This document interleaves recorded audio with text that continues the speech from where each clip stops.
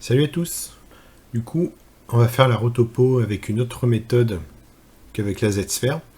On va insérer un plan de 1 par 1 et on va lui snapper les points sur ce mesh et on va dire au edge que lorsqu'on tire sur une edge, on l'extrude tout en étant snappé aussi.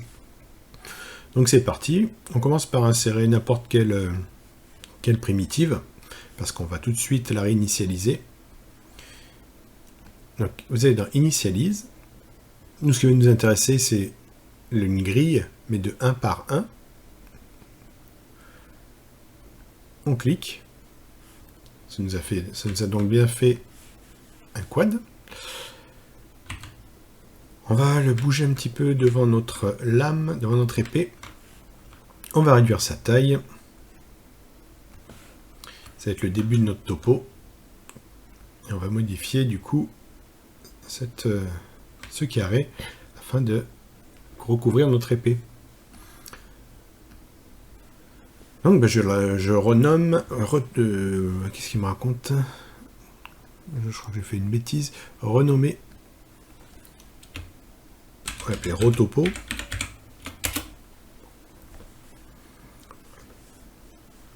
Et pour le manipuler, on va utiliser le Z-modeler. Alors le Z-modeler, on va se mettre sur un point. On va appuyer sur la barre d'espace et on va lui dire, lorsqu'on va être sur un point, on veut le bouger et snap to surface.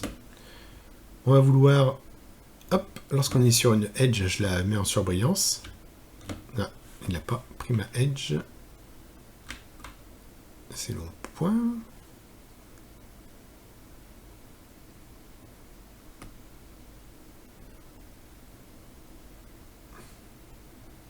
Ah, alors...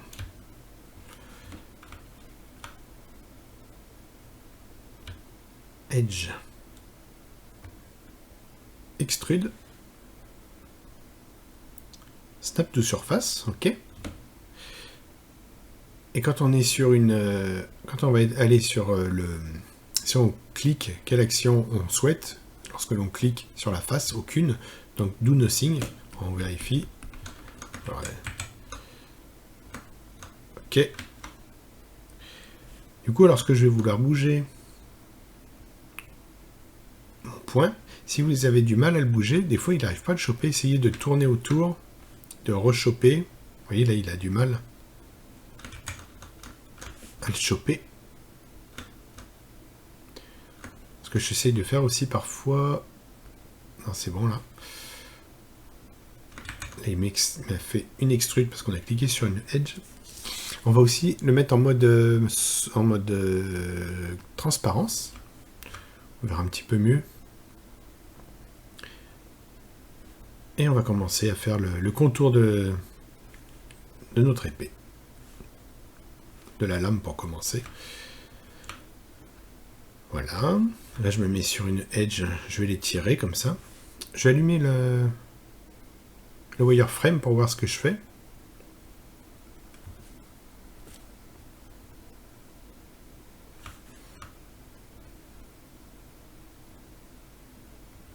Ça, je vais faire le contour. Voilà. Donc je pousse, je réarrange mes points. Puis une fois que j'aurai terminé, je ferai un mirror on weld pour coller l'autre côté.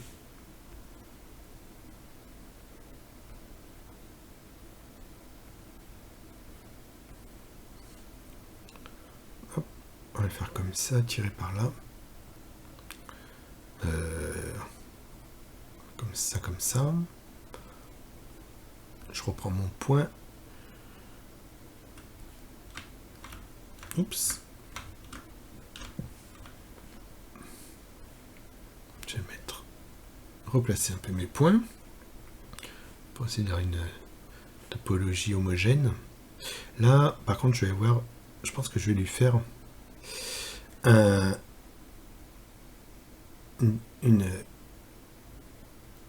je vais lui faire... Ah oui. je vais lui faire une bande comme ça qui va descendre. Et là, vous voyez, si je bougeais ce point, ça va peut-être vous arriver quand vous avez deux points proches, le deuxième se bouge aussi. Donc parce qu'en fait, il prend en compte toute la zone de mon cercle rouge. Donc je vais le réduire. Et je le mets là.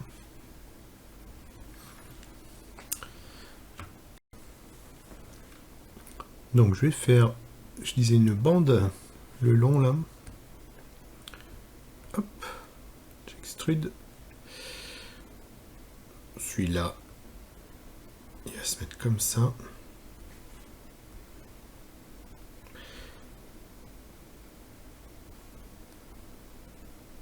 Je vais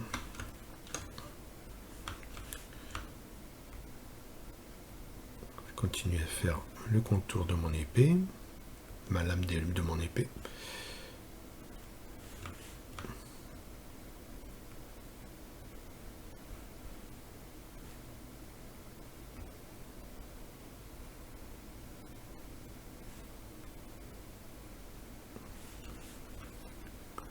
Faire comme ça.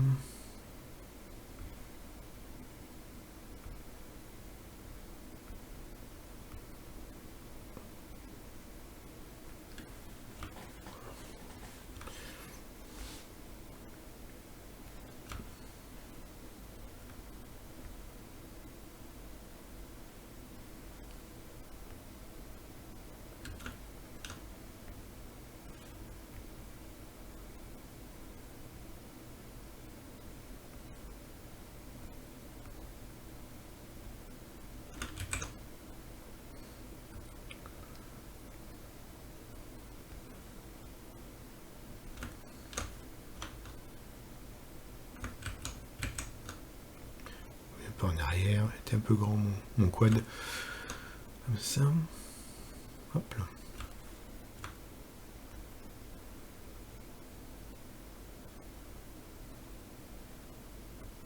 Comme ça. Tirer ce point par là.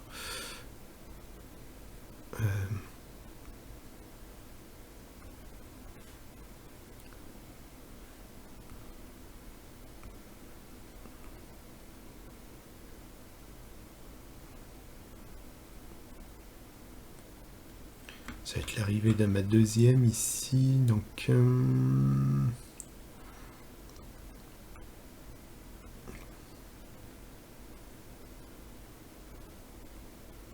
va faire ça, on va voir ce que ça donne.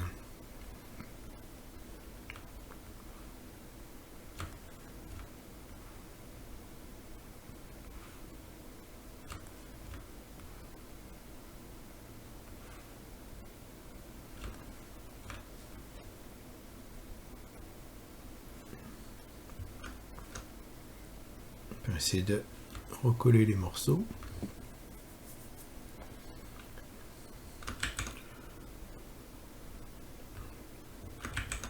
Donc faites attention de ne pas faire des bêtises comme ça par misclic. Le fait que ça se stitch automatiquement, c'est pas mal.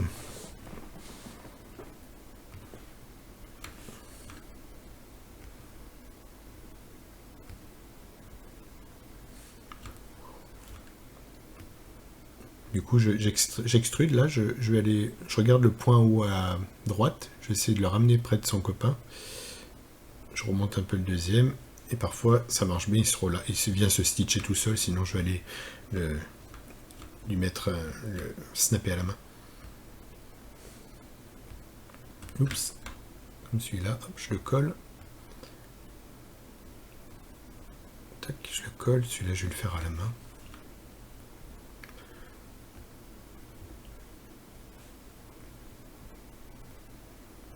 Alors là, je vais chercher le point qui est dessous. Si j'y arrive, oui, super.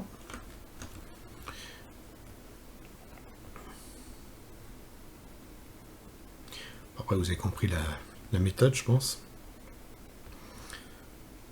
Qu'est-ce que je peux vous dire d'autre? Non, si vous avez besoin de supprimer, on va faire, je sais pas, une bêtise, on dit ça. Si vous avez besoin de supprimer ce plan Vous allez sur le plan, vous lui dites delete. Vous appuyez dessus, ça va le supprimer. Pour supprimer plusieurs comme ça, tac tac tac tac. N'oubliez pas de revenir sur le plan et de lui dire de ne rien faire. Et puis, je crois que c'est tout, quoi. Vous continuez à faire votre rotopologie en vous arrêtant bien au centre de votre lame. Et après, bon, on viendra lui faire un weld, Symmetrian Weld pour la coller. Bah, du coup, je vous retrouve une fois que j'ai terminé cette lame. Et puis, on verra comment après on exporte tout ça dans Substance assez rapidement, parce que c'est peut-être plus pour du ZBrush que du Substance. Mais pourquoi pas. Et bah, je vous dis à bientôt. Et puis, je vous montrerai où est-ce que j'en suis. Si vous avez un triangle à bridger, vous vous mettez sur une edge et vous lui mettez bridge, vous allez chercher bridge. Donc vous regardez que vous êtes bien sur edge, vous cliquez sur la première edge, la deuxième, et du coup ça va venir lui fermer le trou qu'il avait entre les deux edges.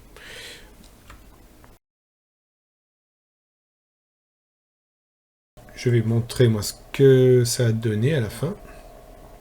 Alors hop là. J'aime bien galérer, parce que c'est pas mon truc la rotopo.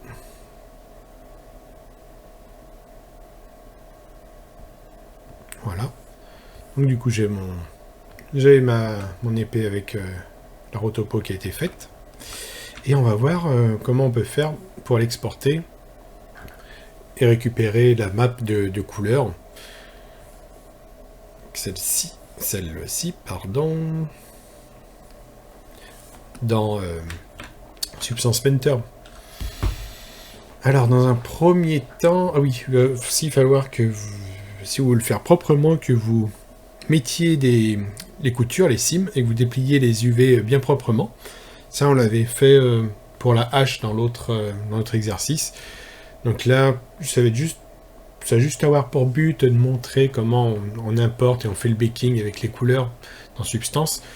Ça peut être de faire les UV, donc je vais demander de déplier automatiquement, chose à ne pas faire parce que c'est vraiment dégueulasse. Mais au moins ça aura au moins le but de faire fonctionner le baking. Alors, solo pour bien voir ce qu'on fait. Dans un premier temps, on va prendre notre hache que l'on a rotopologisé. On va lui mettre export sur le bureau. Je parle toujours de hache, mais c'est une épée. Hein. Épée LP comme low poly. J'exporte en FBX. Ok, enregistré. Il me demande qu'est-ce que je veux exporter. Donc on met selected parce que c'est celui que j'ai sélectionné. Visible, on le fera après, c'est pour tous ceux qui ont des yeux qui sont blancs. La petite icône des yeux, là, de l'œil. Donc, ok, moi j'ai juste celui qui est sélectionné, je mets ok. Très bien. Je vais cacher l'œil. J'enlève le mode solo. J'enlève mon polyframe. Ok, ça me va. Donc je vais lui dire exporter épée HP comme high poly avec toutes les subdivisions hautes. Enregistrer. Alors qu'est-ce que je vais exporter cette fois? Pas juste ma lame qui est sélectionnée, mais tous les subtools qui ont un œil blanc coché. Ok.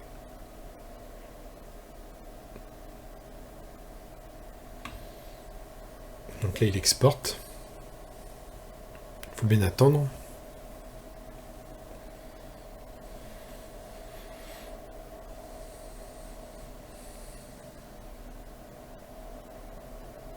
Ok.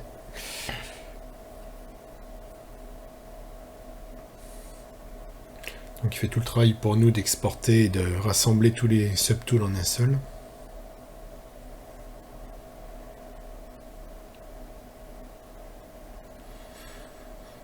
Je vais essayer de pas trop parler pendant qu'il travaille parce que on risque d'avoir le son haché.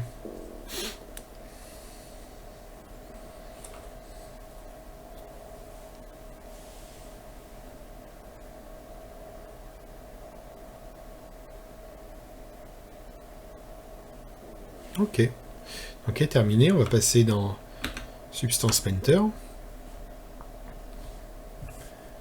On va faire un nouveau fichier. On va sélectionner notre low poly. Épée low poly. Ouvrir. Ça va être la taille de nos maps. 2048. Donc là, normalement, si vous l'avez bien fait, vous cochez Use UV Tile. Moi, vu que j'ai rien fait, c'est juste pour montrer comment on fait le baking. J'utilise Auto Unwrap, on va voir ce qu'il fait, mais c'est vraiment moche. Ça ne jamais faire pour le moment. Si tout se passe bien, si vous avez tout bien fait, tout bien scotché, vos points, ça devrait vous donner quelque chose comme ça. Vous allez voir, voilà comment il a déplié l'épée. Je vais appuyer sur F2 pour... F1 pardon, pour voir le dépliage UV. Alors normalement j'en ai deux. Je crois que je vais les séparer. F2 pour revenir. Si ça vous intéresse, vous pouvez voir aussi en cliquant sur cette petite icône votre wireframe, l'image du wireframe des mèches en rouge. Comme ça peut être intéressant des fois quand lorsque vous avez fait votre baking et que vous voyez qu'il y a des choses qui sont pas belles dans les angles, vous regardez si ça vient de votre mèche ou qui est trop à l'intérieur, trop à l'extérieur. Ensuite, donc ce qui nous intéresse maintenant, ça va être dans les textures and setting, on va appuyer sur Back Mesh. En 2048. Ici, il va falloir lui renseigner où se trouve le fichier du high poly. On clique sur le petit fichier là. EPHP, ouvrir les calculs.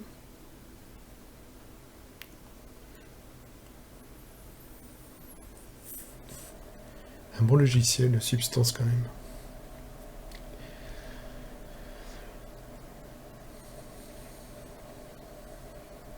Ok, et là donc, ce qui va nous intéresser, c'est de retrouver les color vertex, notre polypaint qu'on a fait sous ZBrush. Et pour ça, il faut aller dans ID, vous cliquez dessus, et à la source, on va pas mettre Material Color parce qu'on n'a pas posé. ZBrush, quand on peint, c'est des vertex qui peint, donc c'est Vertex Color. On va lui dire d'aller chercher les Vertex Color de notre FBX High Poly qu'on veut lui baker, et puis on sélectionne Bake Selected Texture.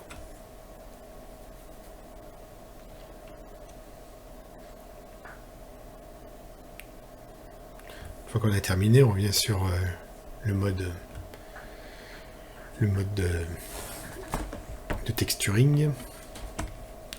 Et là, pour le moment, on ne le voit pas. Il a bien fait la map. Si on va voir, là-dedans, elle est ici. C'est la map donc ID. On va la retrouver, cette map. Lorsque vous cliquez ici, ce sont toutes les textures que vous propose Substance, dont celle qu'on vient de voir, celle qu'il a béquée. Vous pouvez faire en filtrer si ça vous énerve de chercher. Bon, on vient de la voir, la passer, mais je crois qu'elle s'appelle la Color. Voilà. Donc elle sera là. Alors où est-ce qu'on va la mettre? On va jeter ce qu'on a par défaut. On va lui créer un fill layer. Voilà. Pour des raisons de simplicité, on va éteindre toutes les autres maps. On va laisser la roughness parce que c'est rigolo. Et on va prendre la color map ici. Et on va venir la glisser. On peut la glisser là-dessus sur la petite boule. On lui dit dans quoi? Dans la base color. Et du coup, il nous a affiché la base color que Substance a béqué. Et donc, vous voyez, elle s'est mise ici. Donc, normalement, on peut aussi faire comme ça. Ça pourrait marcher. Et du coup, on se retrouve avec notre hache en low poly et qui a récupéré les détails du high poly. Bon, après, c'est que le début. Il va falloir ensuite travailler la roughness, éventuellement retravailler les couleurs. La roughness, voilà, plus simple. Moins on en met, moins ça brille. Substance, ouais, c'est vraiment bien pour ça. Et puis une fois que vous avez terminé, vous n'aurez plus qu'à faire File, Export Texture. Et puis après, vous allez retrouver dans les textures que vous allez exporter votre base color. La base color, ça sera donc le fichier que vous allez rebrancher dans soit 3ds Max, soit Maya, soit enfin n'importe quel logiciel, peut-être, ou même que vous allez importer dans Unreal, selon votre workflow. Et voilà. Écoutez, je vous souhaite bon courage et puis un bon texturing. A plus.